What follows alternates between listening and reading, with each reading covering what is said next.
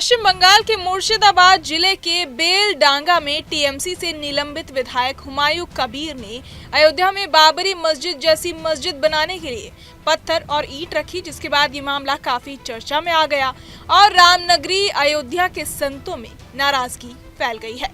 संतों का कहना है कि कबीर ने ऐसा करके 140 करोड़ भारतीयों का अपमान किया है, क्योंकि उनके हिसाब से बाबर कोई महान व्यक्ति नहीं था, बल्कि इतिहास में उसे एक आक्रमणकारी और लुटेरा माना जाता है। इसलिए उसके नाम पर कोई नई मस्जिद या कोई भी ढांचा बनाना गलत है। वहीं बाबरी मस्जिद केस के पुराने पक्षधर इकबाल अंसारी ने भी इस पूरे मामले को राजनीति बताया। बाबरी विध्वंस सुप्रीम कोर्ट 2019 सुप्रीम कोर्ट 9 नवंबर को 2019 में सुप्रीम कोर्ट का फैसला आया, 5 एकड़ जमीन मिल गई और पूरे देश के मुसलमानों ने कोर्ट का सम्मान किया।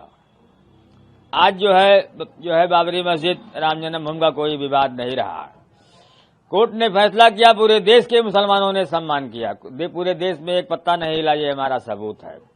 आज टीएमसी के नेता बंगाल में बाबर के नाम की मस्जिद के लिए उनको इलेक्शन आया तो उनको याद आया। इलेक्शन शुरू नहीं हुआ और मंदिर मस्जिद की राजनीति शुरू हो गई। हम तो इसको राजनीति मानते हैं। हमारा तो कहना है कि बाबर के नाम से कोई मस्जिद नहीं बननी चाहिए, क्योंकि बाबर कोई मेरा मसीहा नहीं। बाबर ने कोई काम ऐसा किया ही नहीं जो मुसलमानों के हमदर्दी में हो या देश के हमदर्दी में हो, चाहे हिंदू हो चाहे मुसलमान। बाबर ने कहीं अस्पताल नहीं बनाया, कहीं स्कूल नहीं बनाया, इसलिए बाबर के नाम की कोई मस्जिद भी नहीं बननी चाहिए, ये हमारा ऐलान है। इधर दंत धावन कुंड के महंत विवेक आचार्य ने भी हुमायूं कबीर के कदम को गलत बताया और कहा कि भारत आज आगे बढ़ रहा है, देश की छवि दुनिया में मजबूत हो रही है और ऐसे समय में बाबर के नाम से कोई निर्माण शुरू करना देश के माहौल को बिगाड़ने की कोशिश है। उनका कहना है कि इससे लोगों के बीच अनावश्यक तनाव पैदा हो सकता है। इसी तरह जगत गुरु परमहंसाचार्य ने कहा कि धर्म और देश के खिलाफ किसी भी तरह की गतिविधि को बर्दाश्त नहीं किया जाएगा और उनके मुताबिक बाबर के नाम पर कोई ढांचा खड़ा करना देश के हित में नहीं है। उन्होंने कहा कि ऐसे काम करने वालों को संत समाज जवाब देने के लिए तैयार है और हुमायूं कबीर को तुरंत गिरफ्तार किया जाना चाहिए। हनुमानगढ़ी के मुख्य पुजारी राजू दास ने भी इस कदम को बेहद गलत बताते हुए कहा कि एक विधायक द्वारा ऐसा करना बहुत दुर्भाग्यपूर्ण है और अगर लोग समय रहते ऐसे मुद्दों पर ध्यान नहीं देंगे तो देश को नुकसान हो सकता है। और मैंने हनुमान जी से दर्शन गया था करने और प्रार्थना भी किया था कि ममता बनर्जी जी को सद्बुद्धि आ जाना चाहिए, क्योंकि ऐसे लोगों को विधायक नहीं बनाना चाहिए तो देश के गद्दारों के बाबरी मस्जिद शिलान्यास के लिए कहे। हुमायूं कबीर जो हैं अब तो टीएमसी के पार्टी में भी नहीं है और ममता बनर्जी जी ने अपने पार्टी से बाहर कर दिए हैं, तभी वो जिद कर रहे हैं कि हम आज ही जो 6 दिसंबर आज है, इसी 6 दिसंबर को वो बाबरी मस्जिद का इच्छा वो जागृत कर रहे हैं। उनसे कहना चाहता हूं कि जो बाबर का नाम लेगा उसको बाबर के पास पहुंचा दिया जाएगा। इस भारत में भारत की पहचान राम से है और सनातन से है, राष्ट्र से राम है। और इस राष्ट्र में अगर कोई आतंकियों का नाम लेगा, कोई बाबर का नाम लेगा, कोई औरंगजेब का नाम लेगा, ताकि जिद पर रहेगा कि हम तो 6 दिसंबर को ही बाबरी मस्जिद का शिलान्यास करेंगे, मतलब आज, तो उसको जानते हैं जहन्नुम में पहुंचा दिया जाएगा। वो भूल चुका है कि वो कहां है और क्या बोल रहा है, वो आपा खो दिया है, इसीलिए ऐसा बोल रहा है।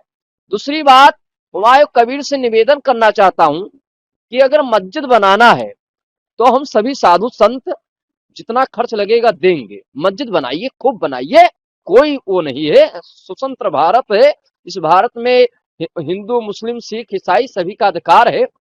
क्योंकि हिंदुस्तान में रह करके मुसलमान भाइयों को भड़काना चाहते हो, वोट के लिए ऐसी राजनीति कर रहे हो, एक आतंकियों का बाबरी मस्जिद का शिलान्यास के लिए कह रहे हो, एक ऐसी नीच राजनीति जो केवल मुसलमान भाइयों को भड़काने का काम कर रहे हो, ये समाज में बहुत बड़ा नफरत फैलेगा। और वहां पर तो एक मुस्लिम ने खुद बोला कि यहाँ तो बगल में मस्जिद है, यहाँ मस्जिद नहीं बनेगा, यहाँ तो पेट्रोल पंप बनेगा।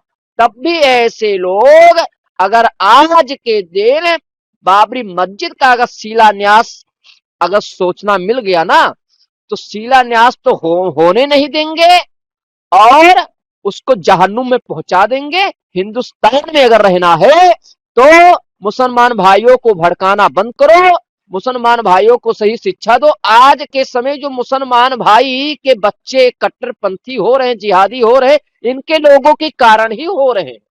ये हुए हुमायूं कबीर हुए, मौलाना महमूद मदनी हुए, ऐसे लोगों के कारण पढ़े लिखे भी अलग अलग भेष में आते हैं, जिहादी कट्टरपंथी। इसीलिए ऐसे लोगों पर एक्शन होना चाहिए। निश्चित रूप से हुमायूं कबीर देश के लिए गद्दार है, नासूर है, कैंसर जैसी बीमारी से ग्रसित है और मैं टीएमसी के सरकार को साधुवाद दूंगा, लेकिन अभी भी इनको जेल के सलाखे में बंद नहीं किया गया। ऐसे गद्दारों को तो जेल के सलाखे में होना चाहिए, उसकी सारी संपत्ति को जब्त करके उसके ऊपर बुलडोजर चलाना चाहिए। कोई जो है विदेशी बर्बर लुटेरे आक्रांता जो है बलात्कारी का नाम लेने का अगर दुस्साहस करता है तो ऐसे व्यक्तियों को मिट्टी पलीत कर देना चाहिए। मैं उसको चेतावनी देना चाहता हूं, जिस तरह से 6 दिसंबर को कलंकित ढांचा को मिट्टी पलीत करने का काम किया था सनातनी, उसी तरह तुमको उसी मिट्टी में जो है दफनाने का काम किया जाएगा। ऐसे आक्रांताओं को भारत में रहने का कोई अधिकार नहीं है और इसको भारत के मिट्टी में भी दफन नहीं करूंगा, इसको तो पाकिस्तान के मिट्टी में दफन करने का काम करूंगा। ऐसे आक्रांताओं को भारत में आवश्यकता नहीं है। पश्चिम बंगाल से सीएम ममता बनर्जी ने बीजेपी के ऊपर आरोप लगाया, जाकर के नाम दिया है।